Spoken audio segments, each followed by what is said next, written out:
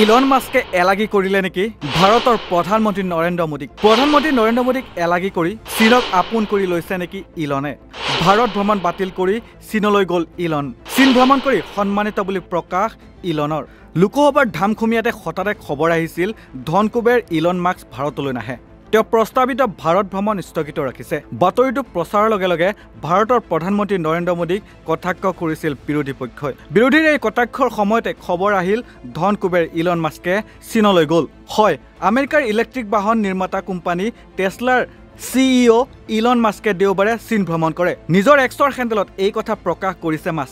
মাস্কে প্ৰধানমন্ত্ৰী লি কিয়াঙৰ সাক্ষাৎ কৰা ফটো এখন শ্বেয়াৰ কৰি লিখিছে প্ৰধানমন্ত্ৰী লি কিয়াঙক সাক্ষাৎ পাই মই সন্মানিত হৈছো আমি ইজনে সিজনক বহু বছৰৰ পৰা চিনি পাইছো উল্লেখ্য চীন হৈছে টেছলাৰ দ্বিতীয় বৃহত্তম বজাৰ ইলন মাস্কে যোৱা সপ্তাহত ভাৰত ভ্ৰমণ বাতিল কৰিছিল চীন ভ্ৰমণ কালত মাস্কে ফুল সেফ ড্ৰাইভিং সফটৱেৰৰ অনুমোদনৰ বিষয়ে আলোচনা কৰিব ইয়াৰ উপৰিও কোম্পানীটোৰ স্বায়ত্তশাসিত ড্ৰাইভিং প্ৰযুক্তিৰ বাবে এলগৰিদম প্ৰশিক্ষণ দিয়াৰ উদ্দেশ্যে চীনত সংগ্ৰহ কৰা তথ্য স্থানান্তৰ কৰাৰ অনুমতি ল'ব স্মৰ্তব্য যে চলিত বৰ্ষৰ প্ৰথম ত্ৰৈমাসিকত কোম্পানীটোৱে লাভ আৰু ৰাজক ভয়ংকৰভাৱে হ্ৰাস পাইছে প্ৰথম ত্ৰৈমাসিকত বছৰৰ পিছত বছৰ ধৰি কোম্পানীটোৱে লাভ প্ৰায় 55% হ্ৰাস পায় $1.1 বিলিয়ন আৰু ৰাজহ 9% হ্ৰাস পায় প্ৰায় $21.3 বিলিয়ন হয়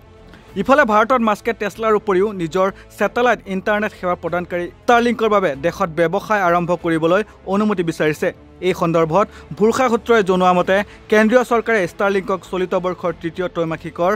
ভিতৰত এই অনুমতি লাভ কৰাৰ আশ্বাস দিছে ইমানৰ পাছতো ইলন মাস্কে হঠাতে ভাৰত ভ্ৰমণ বাতিল কৰি চীনলৈ যোৱাটোৱে যথেষ্ট তাৎপৰ্য বহন কৰিছে ভাৰত ভ্ৰমণ বাতিল কৰি মোদী চৰকাৰৰ অস্বস্তি পেলোৱা মাস্কে চীন ভ্ৰমণ কৰি প্ৰধানমন্ত্ৰী নৰেন্দ্ৰ মোদীৰ ভাৰত চৰকাৰক কটাঘাত যেন চেঙাতেলি ঢালিলে news desk report North East নাও